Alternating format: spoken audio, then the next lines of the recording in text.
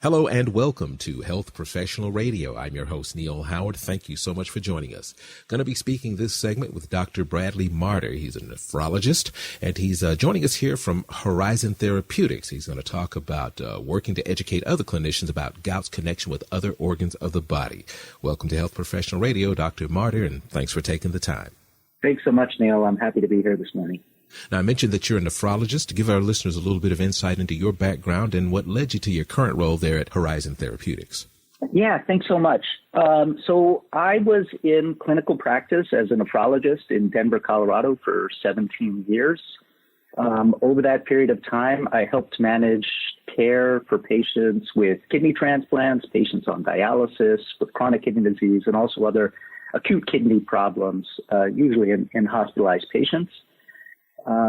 Over those years, I found that gout was incredibly common in the patients that I was treating. And I had a journey myself from a doctor who was quite frustrated by gout, found it a very difficult condition to treat. I tended to avoid it, turf it back to primary care doctors or to consulting rheumatologists. But over the years, I found that by learning how to manage gout myself and my patients, I really could make that a quite rewarding part of my practice. I really could help a lot of patients.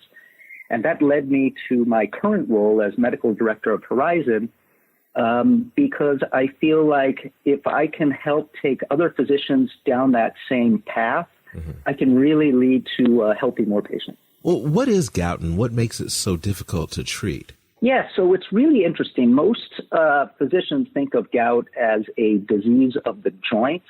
And in fact, most patients do have a lot of joint symptoms. Gout is when uric acid crystals precipitate in the joint space and cause acute inflammatory episodes. But what most people don't understand is that the kidneys really have the primary role in regulating uric acid in the body. And as the kidneys fail in that role, uric acid builds up to higher and higher levels, allowing it to crystallize and cause inflammatory issues and the gout disease state. Are there other misconceptions associated with gout that you think clinicians need to be aware of and maybe change the way that they treat the condition? Yeah, I think that one of the biggest misconceptions is that gout is just a joint disease that occurs with intermittent flares. In fact, gout is a systemic disease, and uric acid can precipitate not only in joint spaces, but really in every kind of tissue of the body except for in the central nervous system. And wherever these gout and uric acid crystals precipitate, there is associated inflammation. And so gout truly is a systemic disease. The other thing that doctors and patients need to understand is that this is a progressive disease. These uric acid crystals, once they precipitate, get worse and worse unless you get the concentration of uric acid low enough to allow them to resorb.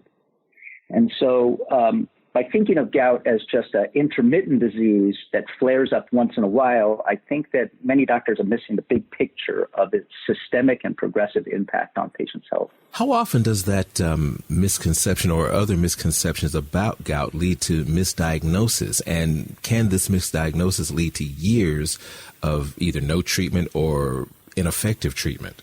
Yeah, that's such a great point, Neil. I tell you, I never really understood how many patients with chronic kidney disease have gout until I really started looking at research that was done to illustrate that. It turns out that 1/4 of patients with stage 3 chronic kidney disease and 1/3 of patients with stage 4 chronic kidney disease actually have this condition.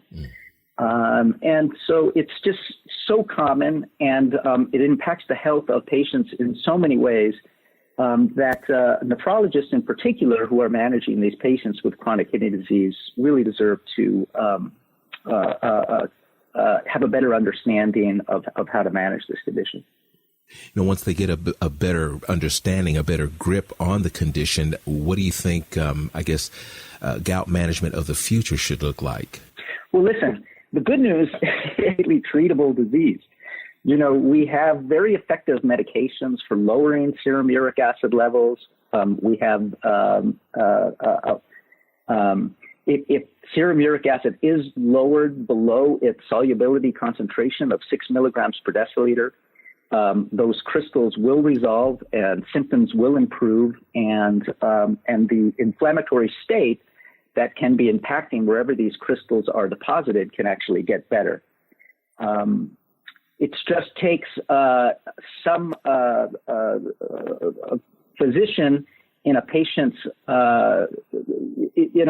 life to really understand how to do that most effectively. And due to the complexities that patients with chronic kidney disease have, limitations on the kinds of medicines that they can take, whether they impact their kidneys, or whether their kidneys can the concentration or clearance of medications from the bloodstream, it really takes the training of a nephrologist in many cases to get the appropriate treatment plan started for these patients. Is lifestyle or genetics the biggest contributing factor to the development of gout? Yeah, I'm really glad that you asked that question, Neil. It's so important. Certainly lifestyle, diet, exercise, all those things are very, very important to help manage gout in patients that have that condition. But there are limits to what diet and lifestyle can do. Typically, if diet can lower the serum uric acid to less than 6 milligrams per deciliter, then that's great. But in many cases, diet alone is just not effective to do that. And that's one of the biggest misconceptions of gout, is that, patients just need to follow a diet and they'll be fine. But that's just not the case for many people who have gout. They really need help. And it's up to their doctors, particularly their nephrologists, if they have chronic kidney disease, to be able to help them with that. Are there any supplements that can be recommended for the prevention of gout or maybe the management of gout in its early stages? Yeah, that's a very interesting question. Supplements, unfortunately, have not been well studied in gout and actually in a lot of diseases. And we have a very active industry that helps patients receive supplements, and these interventions really deserve to be studied.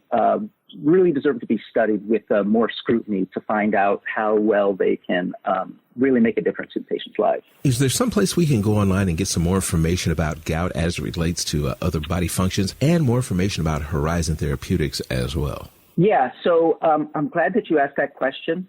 We do have some very interesting information that is available to both patients and to caregivers and to physicians.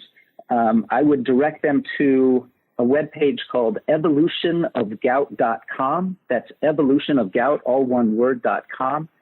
And also therenalproblem.com. The renal problem, all one word.